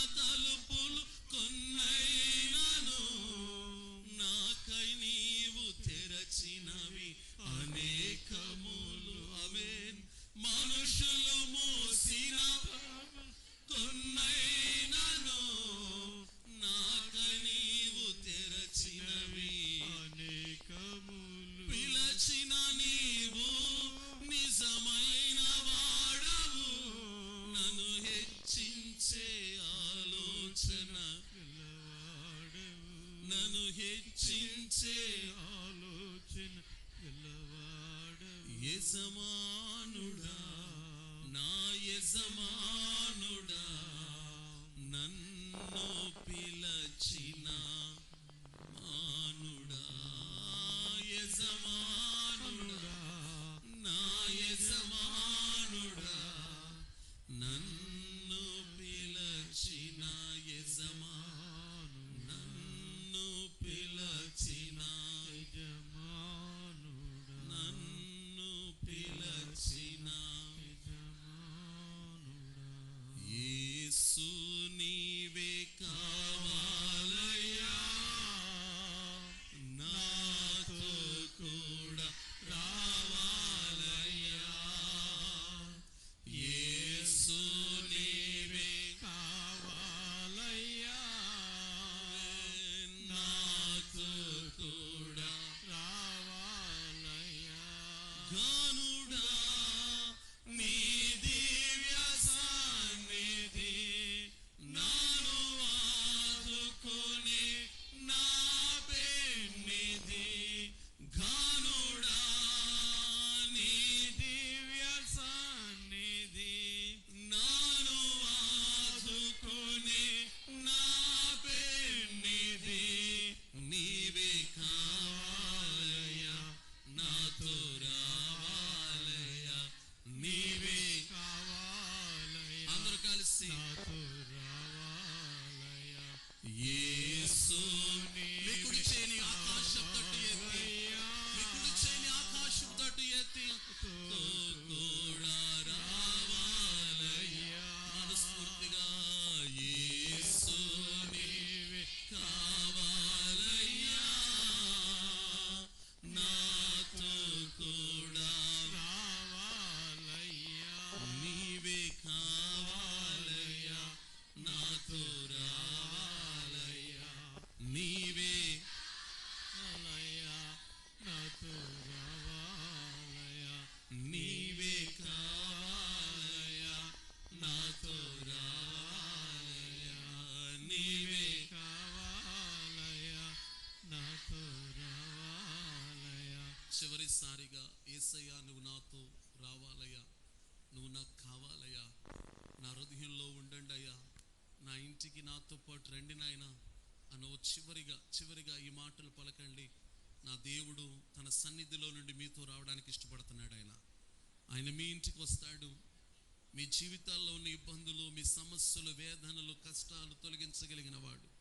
మంచి నీళ్లను ద్రాక్షరసం కంటే మధురంగా మార్చిన నా దేవుడు, 5 రొట్టెలు 2 చేపలు కొన్ని వేల మందికి సరిపడినట్లుగా దీవించిన నా దేవుడు, అనేక సంవత్సరాల నుండి రోగాల చేత బాధపడుతున్న వారిని నా దేవుడు బాగు చేసిన నా దేవుడు, నీ ఇంటిలో ఉంటే నీకు నెమ్మది, నీకు శాంతి, సమాధానం కలుగుద్ది.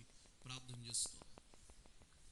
మహోన్నతుడైన తండ్రి, ఇంతవరకు నీ దాసుల ద్వారా నీవు అందించిన వర్తమానమును బట్టి వందనాలు నాయనా.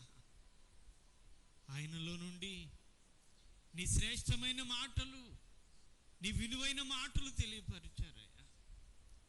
అయినా ఎలీషా గారిని వారు కోరుకున్నారు, అయ్యా మేము పని చేయడానికి వెళుతున్నాం, నీవు కూడా మాతో ఉంటే బాగుంటుంది కదా అని కోరుకున్నప్పుడు, ఆ దైవజనుడు వెళ్ళినప్పుడు అక్కడ గొడ్డలు ఊడి పడినప్పుడు, గొడ్డలు తెచ్చిన వ్యక్తి ఆందోళన చెందుతూ ఉన్నప్పుడు, ఎక్కడ పడిందో చెప్పు అని చెప్పి ఒక రెమ్మును అక్కడ వేయగా, ఒక కొమ్మను వేయగా ఆయన గొడ్డలు తేలింది.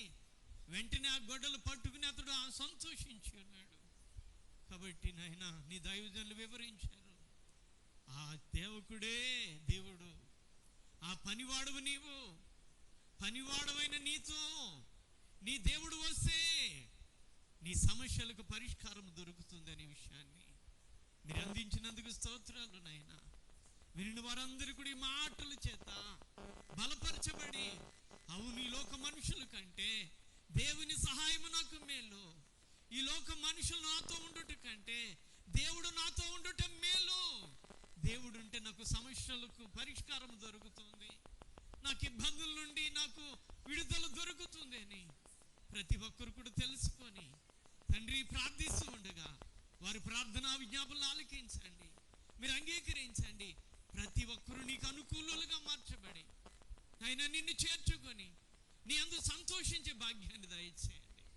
ఇంతవరకు వాక్యాన్ని ప్రకటించిన నీ దాసులు నాయన ఎలీషా గారిని, వారి కుటుంబాన్ని, వారి పరిచర్యను దీవించండి.